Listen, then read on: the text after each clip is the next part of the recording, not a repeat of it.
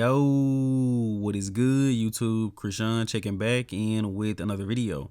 Let's start today's video off with a recent physique update from the mutant Nick Walker. And I'm sure you guys have seen by now, there's been a little bit of back and forth between Nick Walker and Bob Cicherillo. Bob said he's going to be announcing Nick for 8th place at the O. But Nick is an Arnold Classic champion. Bob had a good physique back in the day. I don't really feel the need to address Bob, and I've also made a rant video directly to Bob before. But the mutant does look pretty good here, and I'm excited to see what he's going to bring back to the stage. Nick has been talking very confident this entire prep. Last 2 years he missed Olympia, 1 year because of coaching and another year just because of an injury. I'm ready to see him back on stage.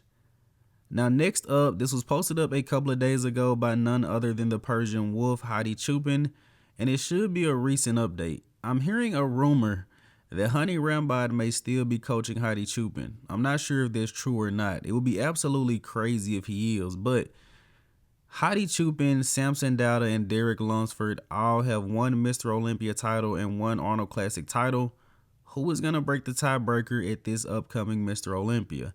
I don't think we can count out Hadi Choopan, but he's an older guy. Samson and Derek both have more upside as far as overall making improvements, but Hadi is one of the most consistent guys in the sport.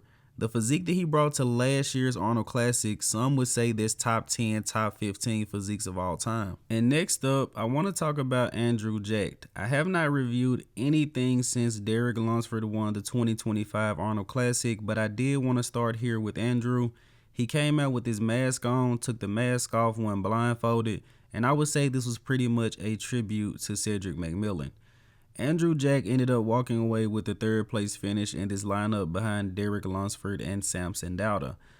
And I'm not really sure what to say when it comes to Andrew. He pretty much has the same issues. We need to see more detail. We need to see more conditioning in the glutes and the hamstrings.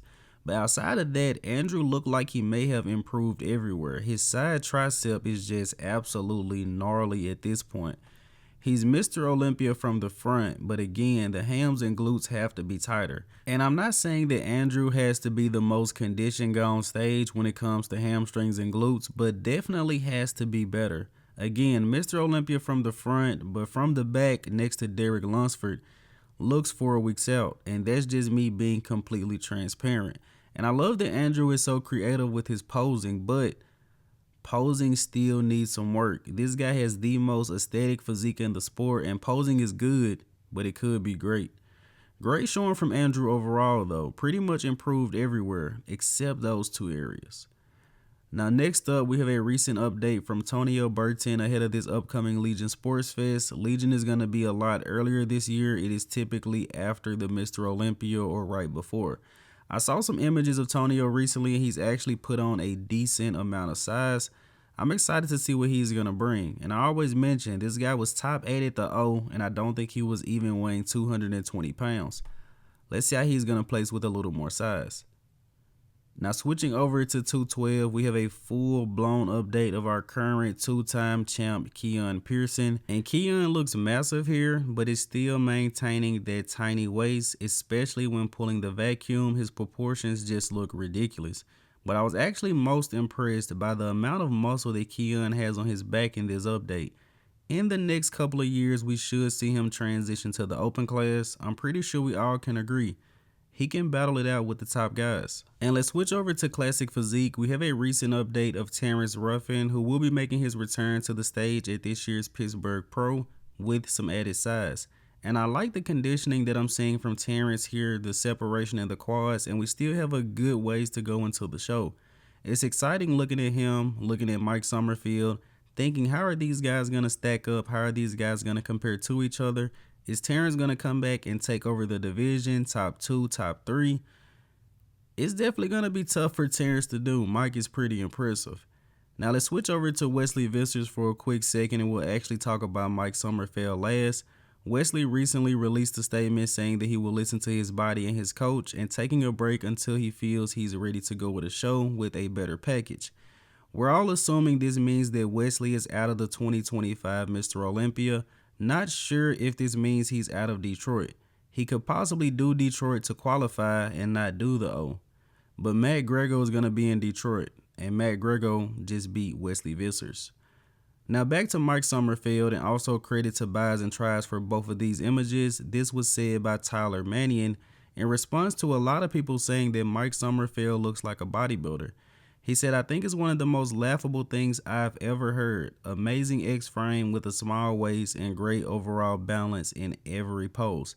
Tyler said more than this, but I really like this short portion. And I think the reason that a lot of people say that Mike looks more like a bodybuilder is because they're assuming that classic physique is supposed to mimic the golden age. I'll say this again. Classic physique is not to mimic the golden age. The guys are not supposed to look like Arnold and Robbie Robinson. If that was the case, Breon Ainsley and Wesley Vissers would be winning titles every single year.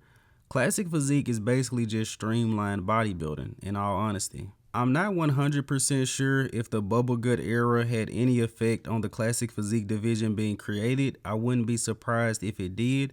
But again, classic is more so just streamlined bodybuilders in a weight cap. Huge shoulders, tiny waists, flaring quads. If you fit in a weight cap, you're honestly classic.